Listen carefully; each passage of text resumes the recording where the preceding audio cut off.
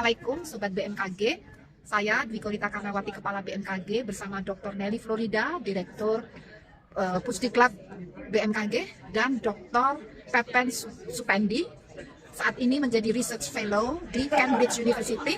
Saat ini kami sedang berada di Cambridge University dalam rangka mendiskusikan apa yang dilakukan oleh Dr. Pepen Supendi dan menyiapkan pengembangan lanjut untuk mengirimkan staf-staf untuk tugas belajar S2, S3 di Cambridge University. Dan di sini Dr. Nelly Florida, saya persilakan untuk menyampaikan planningnya. Ya, kita berencana untuk bisa mengirim sebanyak mungkin staf BMKG ke Cambridge University dalam rangka untuk memenuhi target 500 dokter di tahun 2030. Terima kasih Dr. Nelly, semoga sukses. Target 500 dokter bisa. Ya, hari ini kita membahas bagaimana terkait 500 dokter yang merupakan target dari BMKG sendiri sesuai dengan arahan Ibu KBMKG. Kita berada sekarang ini bersama para pemimpin di daerah-daerah BMKG seluruh Indonesia. Sebelah kiri saya ada Bapak siapa? Sumawan dari Geoskalor. Ya, kemudian Hernani dari Stasiun Meteorologi Kota Jambi. Bapak? Saya Gatot Diantoro dari Stasiun Meteorologi Mopah Merauke. Kalau Bapak sendiri? Saya Pak Idis dari Staklim Jawa Tengah. Ya, ini calon presiden nanti ujungnya ya. Nah, sekarang kita bahas terkait bagaimana cara UPT di daerah mendukung program 500 dokter. Sebenarnya apakah ada kendala di daerah atau hanya memang bisa dilaksanakan? Nah, kita akan dengar pendapat dari bapak-bapak sekalian. Gimana Bapak? Kita dari sisi sebelah kiri dulu yang dari kemarin tuh ada aduh susah, bisa. Sebelah kanan saya susah. Nah, kita tanya dulu. Kira-kira targeting dari 500 dokter itu bisa tercapai apa tidak? Bisa, menurut saya bisa sekali. Karena Pak, saya contohkan di Geoskalor tuh staf kami muda-muda, sangat energik, kemauannya juga tinggi. Kita sudah mulai kemarin, kita 2 orang pegawai itu, 1 orang melanjutkan S2 di ITB, satunya di UGM. Dan ini akan saya yakin setelah selesai magister yang bisa langsung promosi ke dokter. Oke, seperti itu. Nah, bagaimana dengan UPT yang lain? Apakah sama? Gimana dengan daerah Bapak? Gimana kira-kira? Apakah bisa memungkinkan mendukung program tersebut? Kalau kami ini kan di daerah yang terpencil, yang jauh dari pusat pemerintahan, kebutuhan SDM itu kami sangat sedikit. Jika program ini akan berlanjut, maka kemungkinan kita yang mendaftar ini kita akan kekurangan SDM di stasiun. Mereka bersekolah untuk belajar ke mana yang sesuai dengan programnya itu akan mengurangi SDM yang ada di kami. Jadi kalau bisa SDM ini bisa ditukar atau di BKO kan yang ada di stasiun-stasiun yang khususnya di daerah yang jauh atau stasiun minimal di Papua. Itu di Papua memang krisis dari SDM begitu. Terkait SDM, apakah itu juga menjadi kendala dengan Bapak yang tadi mengatakan bisa dilaksanakan? Baik, terima kasih Pak. Terkait SDM mungkin sama halnya dengan yang disampaikan oleh rekan saya tadi, Pak Sumawan, bahwasanya pada saat ini untuk di stasiun kami sendiri kami mendukung program dari KBMKG terkait pencapaian 500 dokter di BMKG. Salah satu hal yang telah kami upayakan yaitu beberapa pegawai-pegawai kami yang muda ini kami arahkan untuk melanjutkan pendidikan S2. Selain dari itu mungkin upaya dari BMKG pusat juga kami coba trigger untuk adaptasi mereka terhadap program yang sudah disampaikan oleh BMKG yaitu program talent scouting. Dan alhamdulillah memang sampai saat ini itu masih berproses dan sepertinya memang peluang itu peluang kompetisi Cukup besar ya. Cukup besar. Oke. Tapi sebelum kita kembali ke masalah SDM, sebenarnya apakah 500 dokter ini merupakan suatu program yang bisa menjadi peningkatan kapasitas dari pegawai tanpa mengganggu operasional? Itu pertanyaan paling dalamnya. Karena selama ini kita tahu terkait kekurangan SDM yang tadi disampaikan Bapak ini, bahwasanya memang kita kekurangan SDM, kita harus bagaimana. Nah, apakah program ini ya bisa meningkatkan kapasitas tanpa mengganggu operasional? Nah, coba Pak Is gimana? Ya, kalau dilihat sih memang program ini sangat bagus ya. Tapi kalau dilihat dari ketersediaan SDM itu memang sangat menjadi sebuah kendala tersendiri gitu ya. Karena kalau berkaca dari di UPT kami sendiri bahwa itu banyak pegawai yang sudah dalam zona nyaman, sehingga ketika diperintahkan untuk mengikuti sekolah biasanya ada rasa tidak mau gitu ya, agak keberatan karena mereka juga pasti banyak hal yang dipikirkan.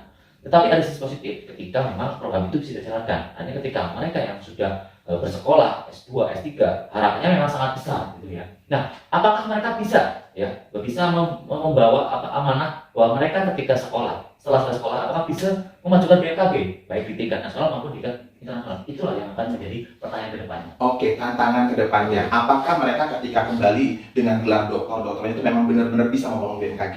Ya, jadi kalau menurut Bapak-Bapak, apakah yang selama ini sudah ada dokter yang kalau tidak salah di BMKG, apakah memang sudah kelihatan nih potensi-potensi dari mereka itu untuk mengembangkan BMKG sendiri? Gimana nih? Kalau saya, ya dokter ini modal dasar. Karena saya yakin analitik seorang S1, S2 akan berbeda dengan dokter itu sendiri. Ya. Jadi menurut saya impian yang wajib ya, kita raih bersama-sama sebagai organisasi gitu. Soal segala kendala itu saya pikir ya biasa aja. Proses bertumbuh itu pasti sakit, perlu ada effort yang lebih kuat untuk usaha-usaha lebih kuat gitu. Nah, oke. Berarti kan sebenarnya permasalahan ini adalah bagaimana Bapak-bapak sekalian sebagai pemimpin di UPT masing-masing bagaimana memotivasi, ya, contoh Bapak sampaikan tadi zona nyaman, bagaimana merubah mindset mereka. Tetapi kendala apa lagi ketika kita mencoba untuk merubah mindset mereka untuk ikut sekolah itu banyak kendala Pak. Kira-kira apa kendala selain di zona nyaman itu bagaimana? Itu kendala apa lagi Pak? Baik, yang saya tahu itu dari aspirasi teman-teman yang ada sekarang itu mereka kendalanya itu usianya udah tinggi, kemudian dia itu memikirkan keluarganya. Apakah nanti pas saat dia diterima itu dia pergi atau bawa keluarganya apa tidak? Nah itu kendala yang mereka pikirkan. Apakah mau mendaftar atau tidak? Terus kemudian yang keluarganya ditinggalkan apakah bisa ikut? Nah itu perlu biaya tinggi untuk mendaftar itu gitu. Ya. Berarti selain dari mereka sudah nyaman, juga ada keluarga yang dipikirkan, dan juga ada biaya yang dipikirkan. Jadi menurut Bapak-Bapak kira-kira gimana nih? Solusi apa yang bisa kita bangun? Bagaimana caranya untuk membuat mereka itu bisa berpikir bahwasanya mereka pendidikan itu juga kedepannya adalah untuk meningkatkan kapasitas, jadi untuk meningkatkan diri mereka sendiri. Sehingga memang harus ada yang ditinggalkan. Nah kira-kira Bapak menyampaikan itu gimana? Baik, terima kasih Pak.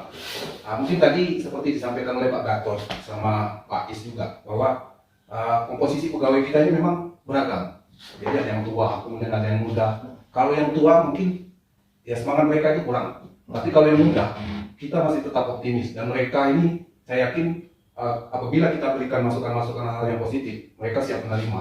Kenapa ini kami sampaikan? Karena ini sudah kami buktikan juga di stasiun kami. Jadi adik-adik yang baru lulus dari SMKG itu, begitu kita arahkan untuk melanjutkan sekolah, mereka semangat. Terlepas dari orientasi bahwa mereka tadi mungkin media atau hal yang lain. Karena ini memang sesuai dengan bukan arahan, mungkin selama ini disampaikan oleh KBMKG, tujuan 500 dokter tadi sebenarnya tidak semata-mata 500 dokter. Jadi beliau itu hanya menginginkan peningkatan kualitas SDM. Jadi mungkin itu salah satu motivasi kami terhadap adik-adik khususnya yang generasi milenial. Oke. Nah mungkin kebijakan terbaru yang keluar itu adalah pembatasan usia untuk yang 35 tahun itu boleh harus mengikuti talent scouting dan harus mengikuti seleksi untuk beasiswa ke luar negeri. Ya. Nah kemudian yang 35 tahun ke atas itu boleh mengambil dalam negeri. Apakah kebijakan ini menurut Bapak Ibu sekalian itu bisa terimplementasi dengan baik? Karena kan pasti ada kesenjangan. Otomatis masih ada juga yang umur 36 itu juga pengen gitu ya. Nah sementara yang 35 ini yang diutamakan first class lah kalau istilahnya kita. Nah sementara yang 36 ini ya kamu boleh ngambil ITB atau apa-apa gitu loh. Kira-kira apakah kesenjangan ini menimbulkan area-area kecil di stasiun atau di UPT yang ada di daerah di tempat Bapak sendiri gimana? Gimana Bapak?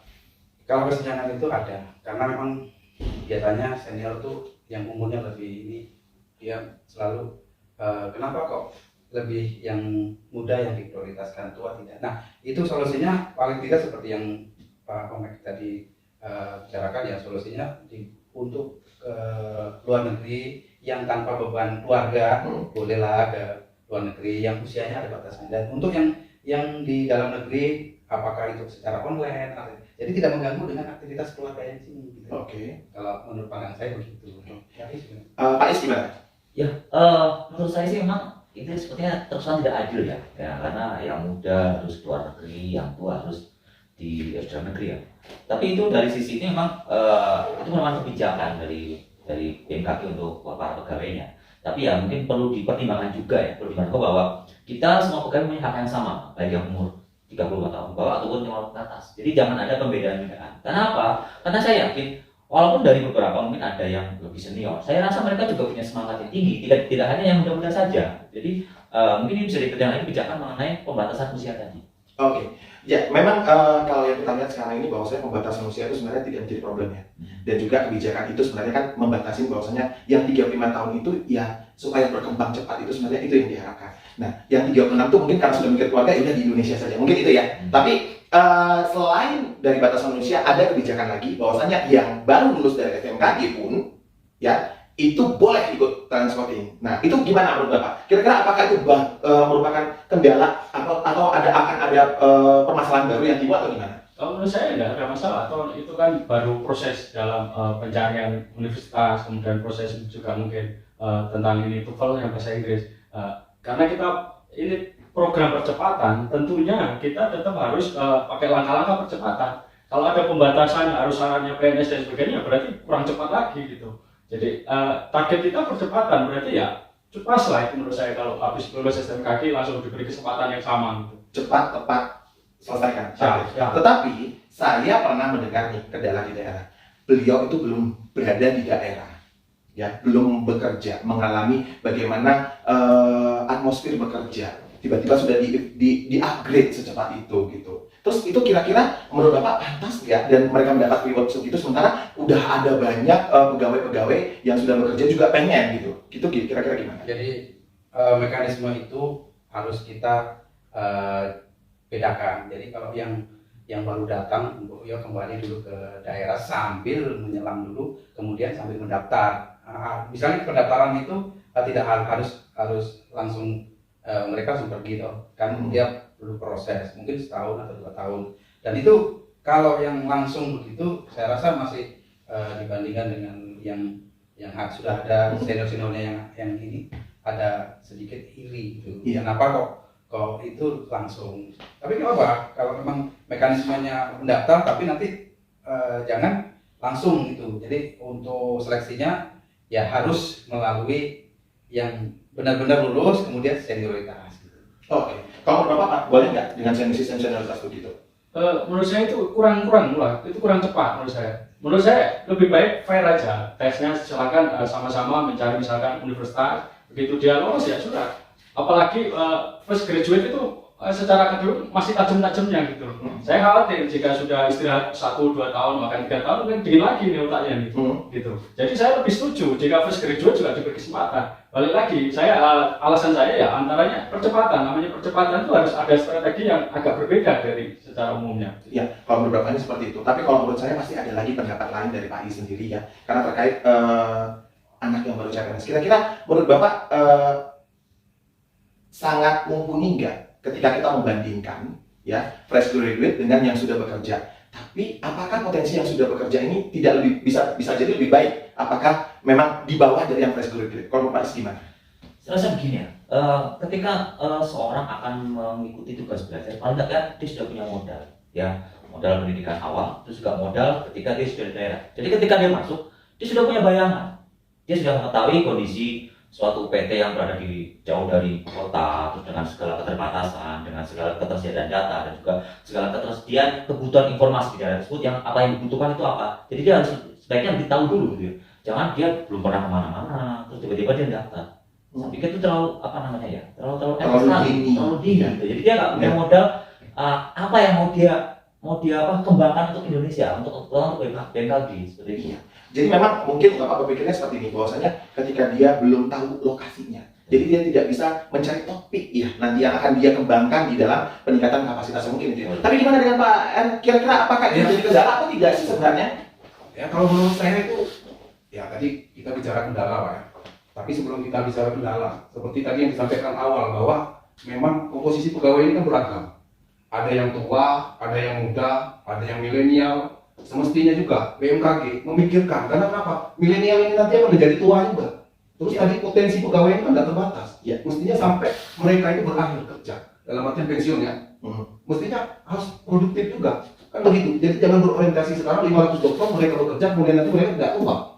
Maka harus mempertimbangkan juga terkait produktivitas. Kemudian sekolah ini pun sebenarnya kalau mau kita lihat nanti feedback ya kalau saya di daerah feedbacknya seperti apa? Harapan saya tentunya pada saat mereka menyelesaikan pendidikan dia akan bisa kembali ke daerah, meningkatkan staff ini. Ya, Mungkin harapan. mungkin itu harapannya, bahwasanya mereka tetap harus kembali ke daerah. Tetapi kebanyakan yang kita lihat sekarang, ketika menjadi S3 itu, dia pasti merasa, oh gue S3 kok, gue lebih bagus ada di pusat, gitu.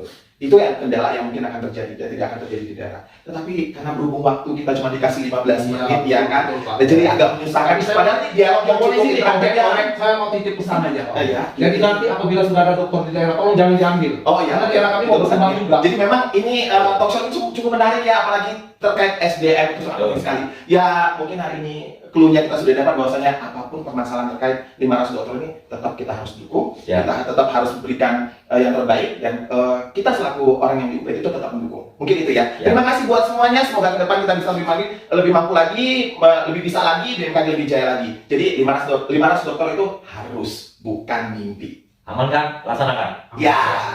Terima kasih. Ya, selesai. Nah, itulah tadi diskusi para KUPT mengenai program BMKG terkait dengan 500 dokter di BMKG.